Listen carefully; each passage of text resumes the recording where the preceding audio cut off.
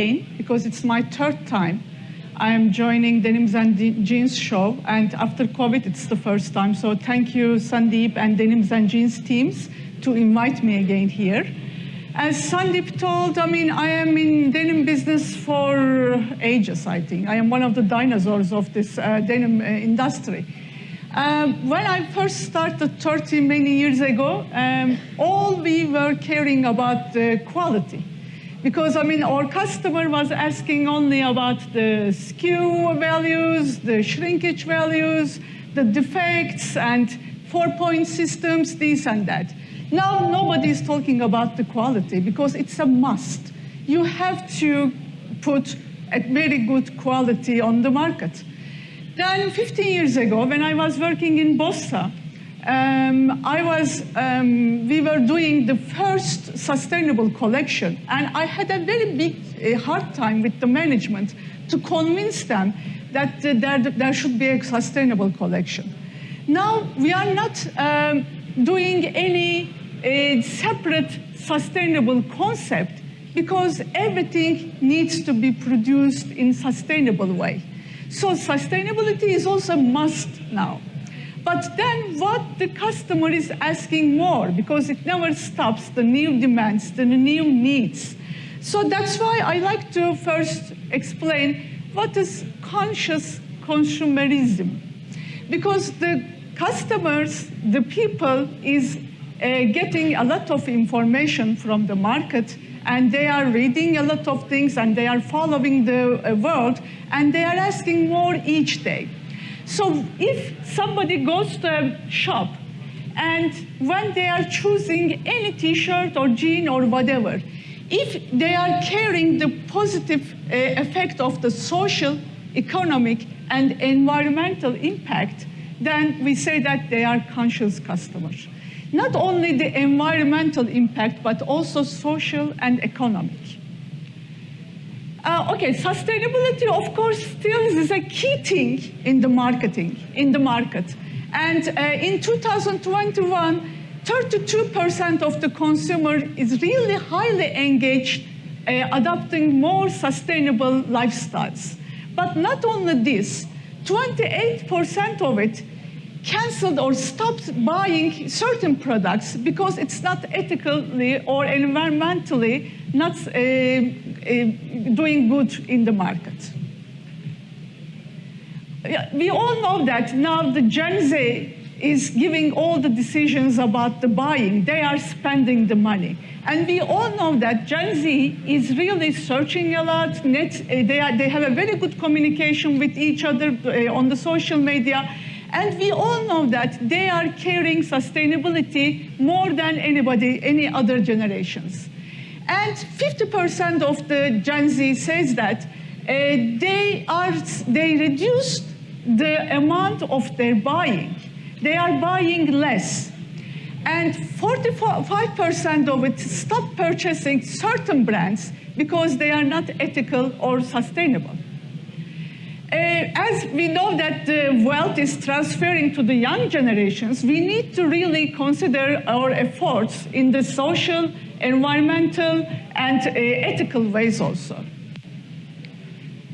Okay, when we are talking about the conscious customer, they are valuing these points mostly. They say that, okay, first of all, you need to reduce your waste. You need to reduce your carbon footprint. You need to provide sustainable packaging. But not only this, you need to commit ethical work practices. And also, you need to respect human rights. All of this is very important for the new consumer. And the good thing is, okay, there is a cost, of course, by being more conscious. But the consumer says, 50% of say, or one of the two says that, okay, I am willing to pay more if you are doing everything in the right way. So today, I am going to talk about 4 main points. One of them, of course, will be about sustainability, but I will also talk about political, ethical, needs or what the consumer is asking for, the political and ethical. And also I will talk about transparency, because whatever you do, if you are not able to show it to your customer or prove it to your customer, it's meaningless. Because everybody can say that, okay, I do this, I do that. But if you are not able to show it or prove it, there is no meaning. Let's talk about the political. You know, I mean, as I told you, I mean, I am in this business for a very long time. And in my old times, in every companies, there was a culture, and we were not, you know, not allowed, or it was not good to talk about the politics. And we, you know, if we are supporting not only the political parties, but if you are supporting a group, or if you have, you know, your choices, you never speak about it. Because, I mean, your customer or your colleagues could think that, okay, you are from this side, so it's not good to show it to us. You know, I mean, people was dividing you. But now it becomes more important to show how politically you are supporting something. Because fashion is mirroring the society. And if you are not showing your political preferences, then, I mean, you are not showing your right identity. For example, maybe, I don't know if you are staying in the hotel, the same hotel here or not, but when I first go into the reception, I saw the flag, the rainbow flag. And I'm sure that you know that, I mean, now we are in the Pride month. So, I mean, they put a rainbow flag, and I really liked it, you know. I mean, because it doesn't mean that this hotel is having all the lesbians or the gays, but they are showing that we see this sexual preferences as a normal, so we are supporting it, and they put this flag, and it's a very positive thing, you know. Fashion needs to be, you know, put their foot and show its rights about the class, race, ethnicity, gender, sexuality. Fashion needs to put their information or their beliefs in the market. And consumer is expecting from brands to be clear about their values. Mostly the millennials and Generation Z, they say that we are expecting from brands to show their political, their choices, their values. I will give you some example. You know that Nike has a slogan as "Just Do It." But 2 years ago, they made a big campaign with this: "Just don't do it."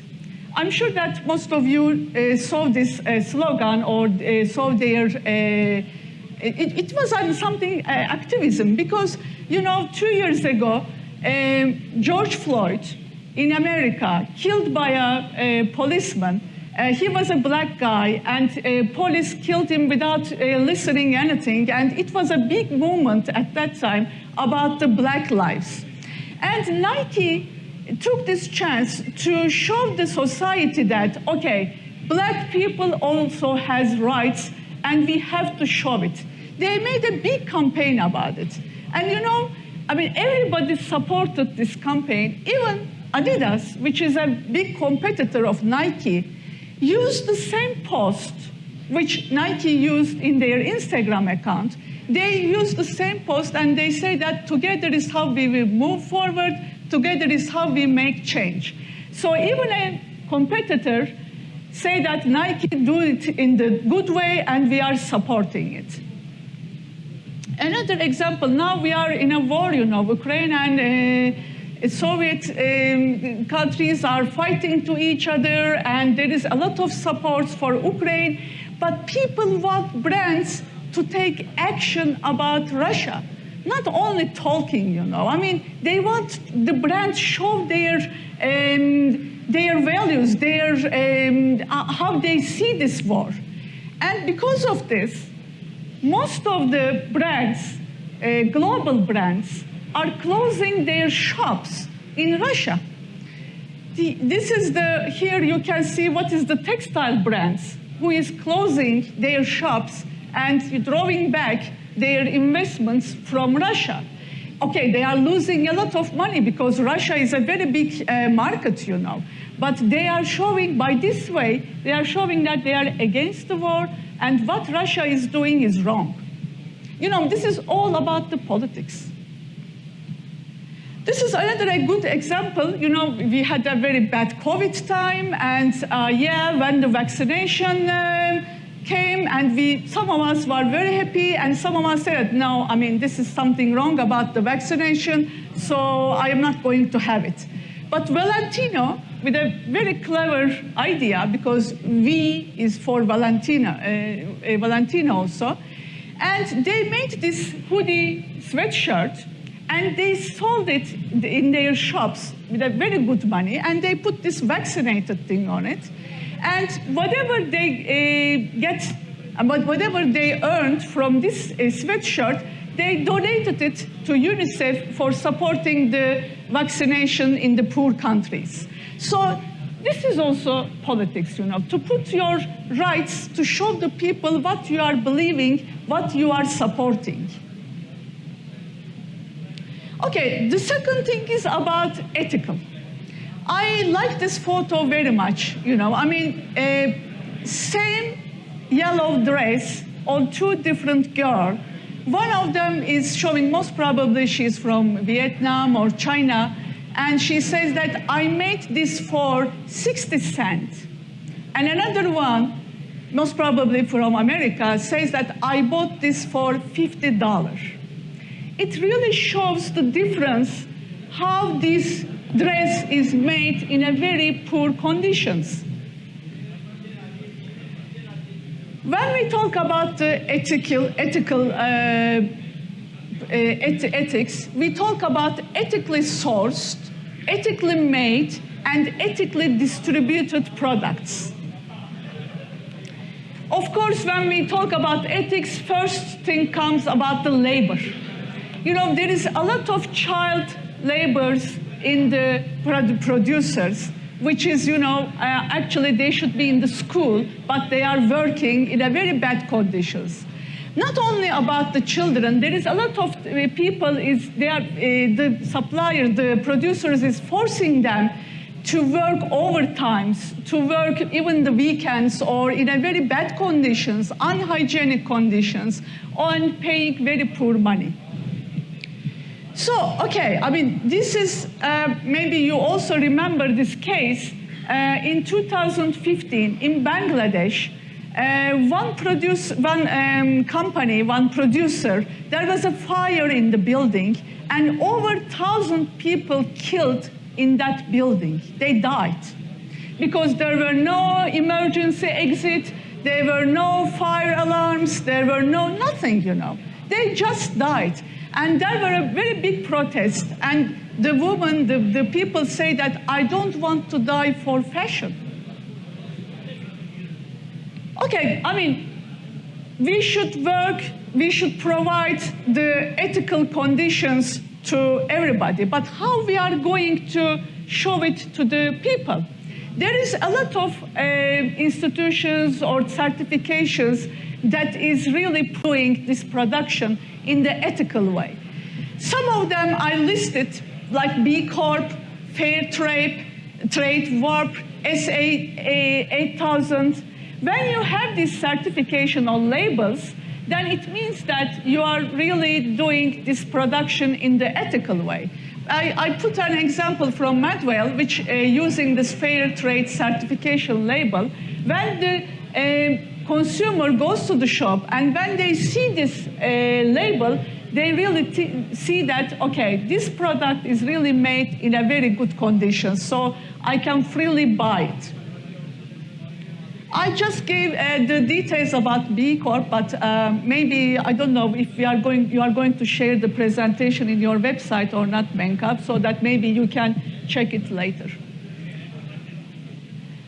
This is a good list, because, I mean, during the COVID time, at the beginning, you know, all the shops are closed and nobody was shopping, only maybe some online shops. But till that time, there were a lot of orders in the producers, they suddenly stopped also because the brands say that, okay, I don't want to have the production right now because the shops are closed. But some of them say that, okay, even I am unable to sell it now, I will pay for the orders that I gave you before. If it is in the production or if it's completed, I will pay for it. So the good thing about internet, there was a list. This is COVID-19 tracker. Which brands are acting responsibly to the workers? They made a list like that. And they said that this is the brands which committed to pay in full for orders completed and in production. These are the brands, they said, okay, whether I'm going to get it or sell it or not, I am going to pay you whatever I ordered to you. And this was the brands say that, okay, sorry, I am not going to buy anything from you. If even you produced it, I will not pay for it. So, when this list is, everybody started to share this list, the brands took action also because they scared to lose their customers and they didn't want to shown as a, bad company who is not paying for the goods that they ordered. This example from my country, Turkey, this is in Turkish, but I will explain you what it is about. Of course, there is a lot of producers in Turkey which is producing for Zara, H&M, and everything. And one of the producers, because of the financial situation, couldn't pay money to their workers for 6 months. And you know what the workers did? They made a label, this label, and on this label it says that whatever you purchase from this company, it was Zara, we did it, but we didn't get our payment. So they made this label, and they put this label on the trousers in the shop. And suddenly, all the shops, Zara shops suddenly became panic because, there is a label, and it says that the workers didn't get their payment. So they immediately took an action, and Zara management came to Turkey and talked with the producer who didn't pay the money, and they found the way to solve this problem, and they finalized it. But if they didn't put this label, maybe nobody was caring about it, and maybe they will not able to take their money in a short time. Okay.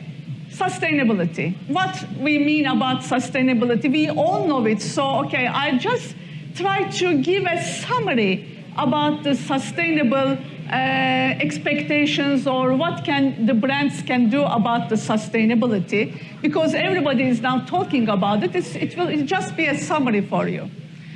Because there is more demand for sustainable brands more and more. We are looking for sustainable brands more and more. Okay, starting from the beginning, you know that sustainability starts with the raw material or starts with the fiber. So organic cotton, BCI cotton, and the natural fibers are getting more important in the market. In the trans area here, maybe half of the articles that I checked was having either hemp or tencel or viscose, which is all natural fibers. It is important because, first of all, cotton is consuming a lot of water. We all know this story very well. But natural fiber also has many advantages. So we are using more and more natural fibers in the denim. Not only the fiber, also the natural fiber or organic cotton, recycle or recyclable items is getting very popular, very important. Because, I gave some numbers here, because 33% of the world's clothing ends in landfill. Only we are collecting 15% of it. But we are redoing a new pair of jeans only with 1% of it. So whatever we produce, only 1% we are recycling. It's a very small number now. So we need to find ways to increase it. This is a new slogan now, you know, for sustainability. In the morning, other speakers also talked about it. Less is more. We are, hearing this more and more. Okay, I know that, when I make some presentations in my company, for example, in Egypt, then the people getting scared, you know. Okay, what it means, less is more. Then it means that people will buy less and we will produce less. Then, we will lose our job. So they scared about it. But how we couldn't get rid of the computers or the automatic machines, we will not get rid of it, you know. We need to find a better way to produce our fabrics or the garments. Our goal shouldn't be produce more and sell everything. We should work in a more clever way, actually. Reuse is a new thing also. And I'm sure that, I don't know if it started in India or not, but in many European countries, brands are collecting goods in their shops. For example, H&M is a very good example of it. You are taking your clothes and leaving to a H&M shop, and they say that, okay, if you give me a bag of used clothes, I give you $7.80 a discount for your purchasing. And if you purchase this much amount, I will give you 17% extra.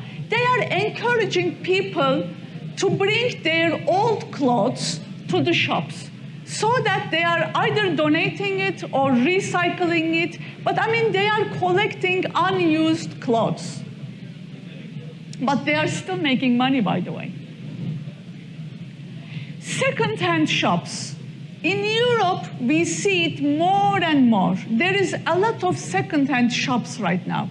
People is selling their unused garments, and another people is visiting there and buying these garments. So the second-hand shops are getting very popular. Even most of the e-commerce websites, now they have a special area for the reselling. People putting the photo of the items they like to sell, and they are promoting it, and somebody else is buying it.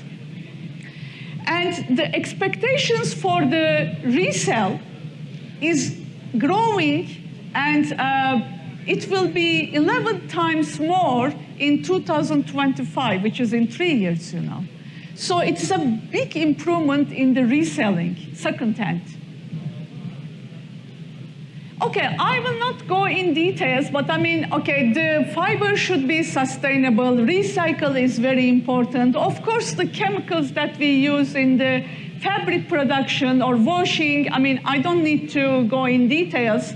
But of course, it should be really important, not only for the environment, also for the workers' health and the consumers' health. It is very important.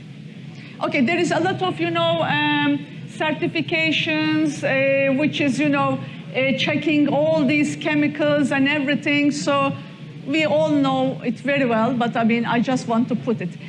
Durability, this is also very important, as, recycle, we hear a lot.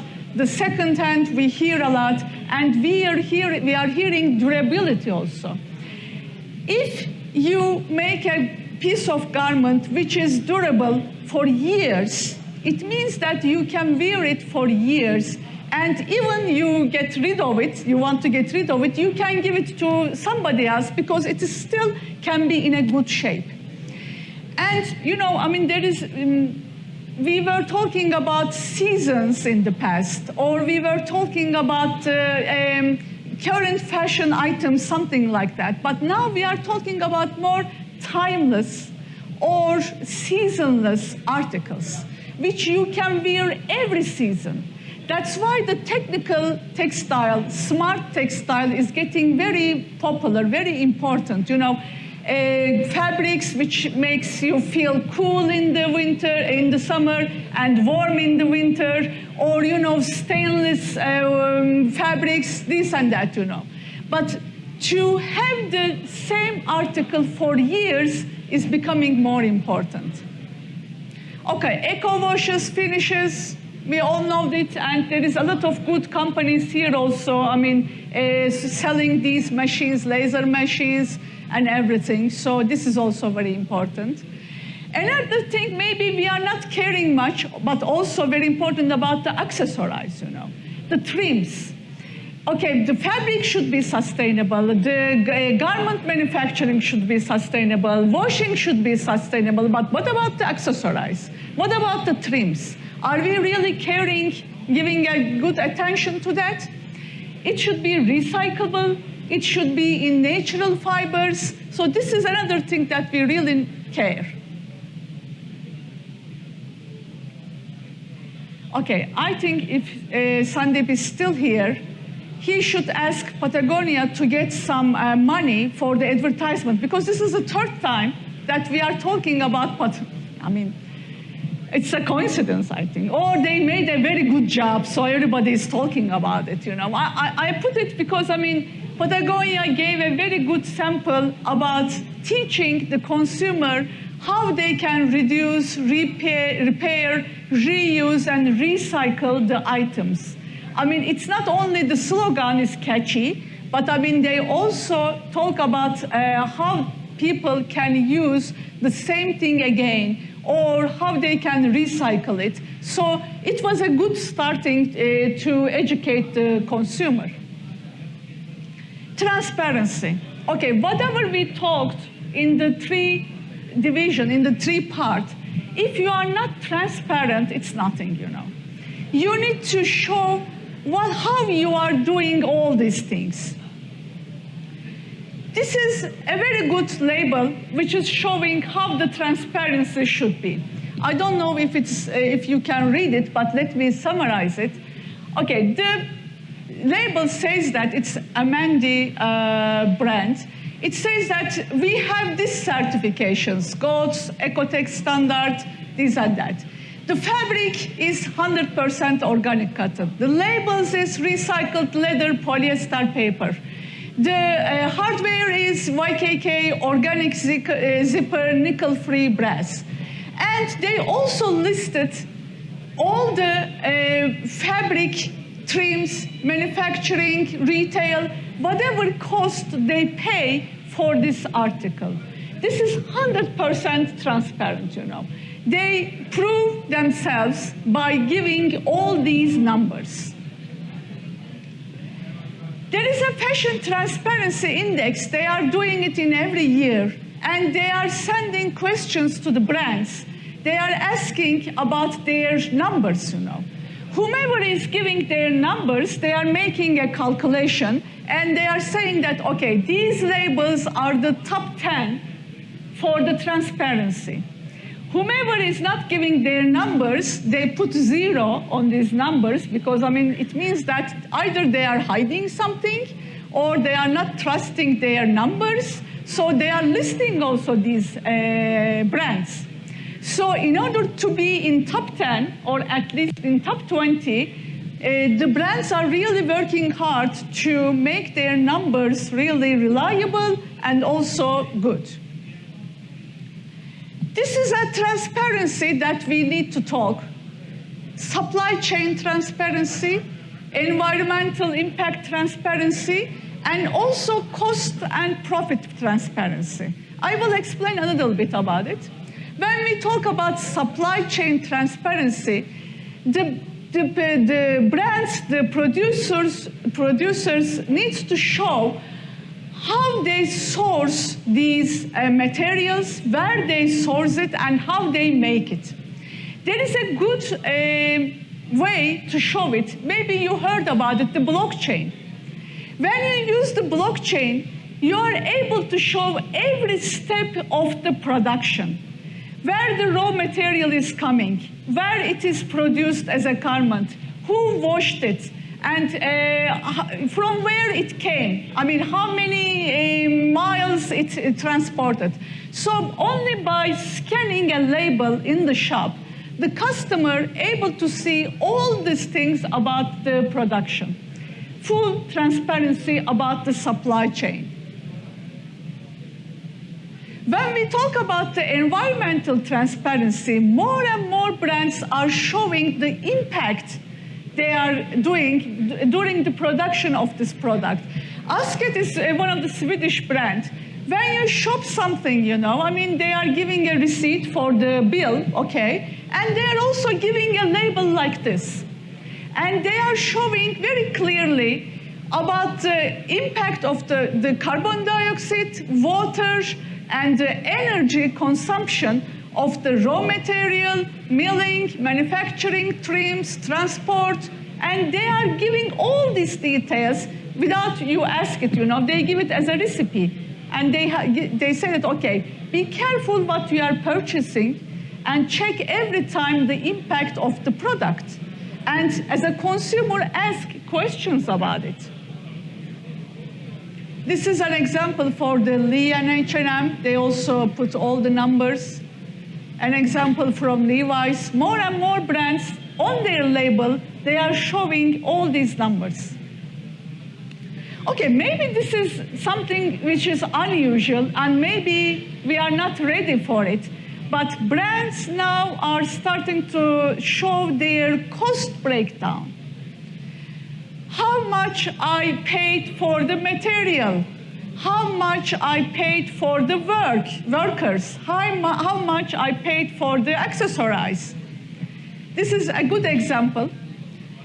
This Everlane is the company. They said that, okay, I paid 4.58 euro for the materials. I paid this much for packing. I paid this much for labor. I paid this much for transport.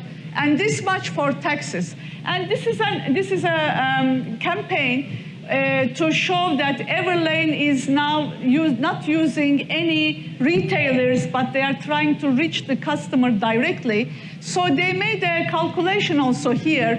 They say that if I use the retails, then it could be this much, but by selling everything directly, now I am selling it in 29 euro, but this is the cost breakdown.